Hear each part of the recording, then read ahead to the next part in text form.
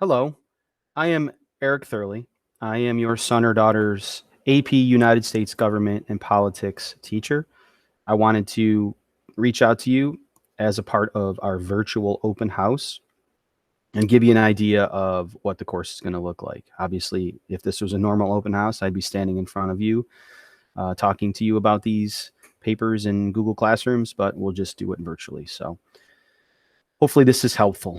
All right, so right now you are currently looking at the course information sheet for my class, and this can be found in the Google Classroom if you ever need to find it under the class information section, and I can show you that in a couple minutes. So I tell your son or daughter on the first day that you are basically, they are taking two courses in one, a super course, if you will. I will be teaching them AP US Government and Politics, so they can prepare to take an exam, an AP exam in May if they wish. And at some point, I will be teaching them economics as well. All students in New York State to graduate have to do some economics and they have to do some government or law. So we're doing 2 in 1, okay? As far as the units of study go, these are the units of study for the AP Gov curriculum. This year, I've told students that we are going to be changing the curriculum because it's a special year. We are going to be doing Unit 5 first, political participation, which deals with voting and the Electoral College and media impact on elections. We're going to be doing all Unit 5 first this year because of the election in November, and it just makes more sense to do that. All right, and then we will go straight through the rest of the units. And then I believe this year, because I only see students basically 40% of the time, we're going to put economics after the AP exam because we'll have a bunch of time that we will need to fill from May 3rd until the middle of June, okay? After every one of these exams, we will try to do a unit exam in class on the day that they are in school. So it'll be a 44-minute exam. I'll have to pare it down from 30 to 35 multiple choice questions so they can fit in the time period, but we'll make it work. I'm going to try to make those exams mirror the AP exam as best as I can. As far as grading goes, I have a component system. So homework, discussions, exams, quizzes, and participation, basically all 20% each. All right. It's pretty easy to understand. I have 5 components.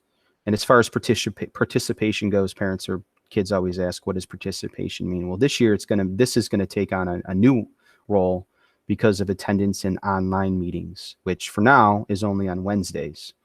If we happen to go full remote, obviously it will be every day or every other day, whatever it's going to be. Okay. Here's how the system works. It all adds up to 100. Trust me. Extra credit is available if we need it. All right, we can talk about that on a case-by-case basis with students. Late work, I'm going to be a little bit lenient on late work this year because of the unique opportunity and situation that every kid and every parent and every teacher has. So if someone hands something in late and it's reasonable, just have your son or daughter email me and I will grade it. Final averages. Your kids have to pass this class. Basically, they do that by passing the 4 quarters averaged together. They're each weighted 25%.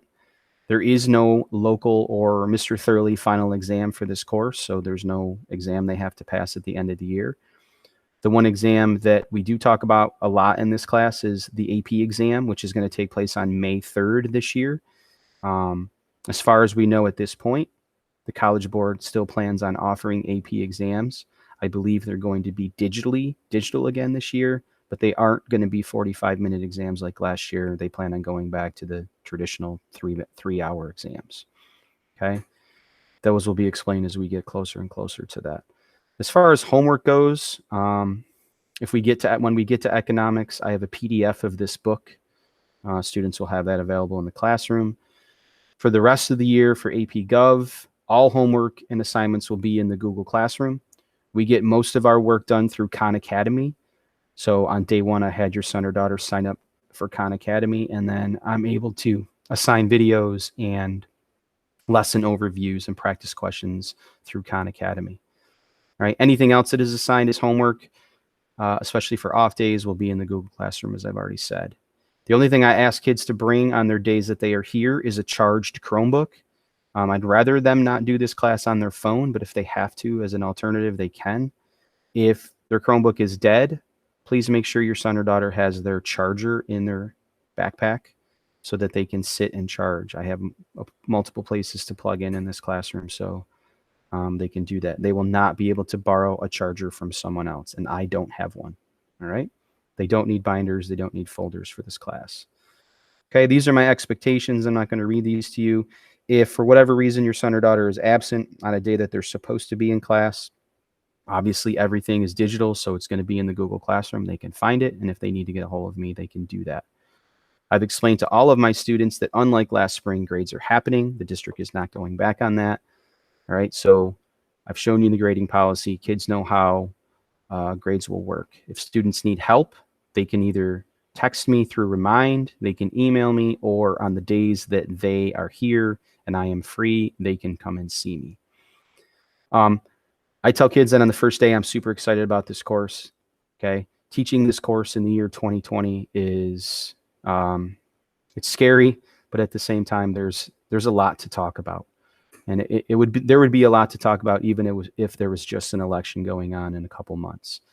But with the pandemic and racial tension and all the other issues that are going on in America, I really tell your sons or daughters that, I'm trying to help you understand what's going on, give you some tools to prepare you for the world after high school. All right. And that's what we're going to be doing. As far as the Google Classroom goes, all right, the Google Classroom is how it's always been. I tell students that they should think of the stream as a place where social stuff happens. So like all my assignments are posted in no specific order. Kids can share with each other things. They can share with me things. I can share stuff with them as far as announcements go. What is due is all right here. Okay.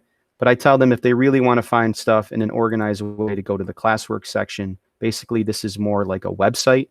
Okay. All of the stuff that I post is in topics.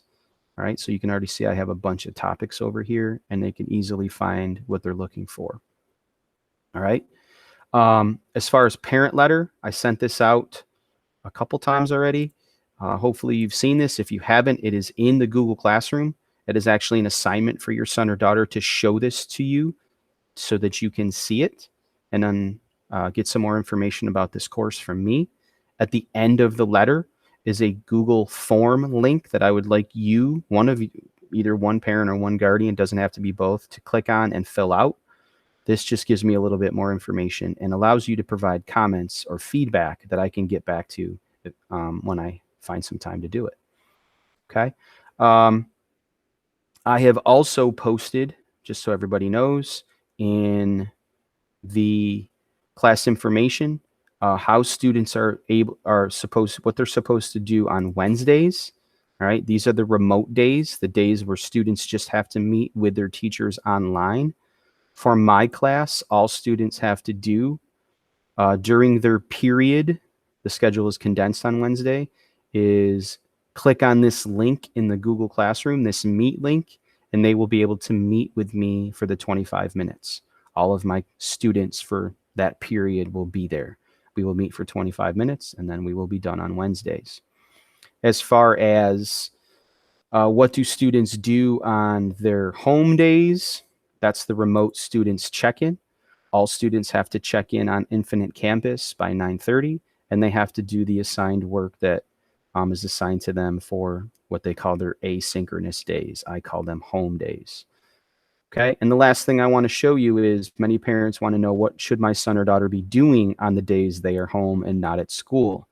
I have put in the units, okay, for each of these Google Classrooms a schedule. So for example, if you are a day one, Monday, Thursday student, here is your AP Gov schedule.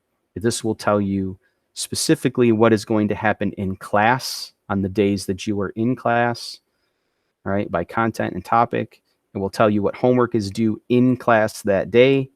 And it will also tell you what you're supposed to be doing, what they're supposed to be doing on their home days. Okay. It says it right here, homework due. So if I'm a day one kid, I should be doing this on my home days.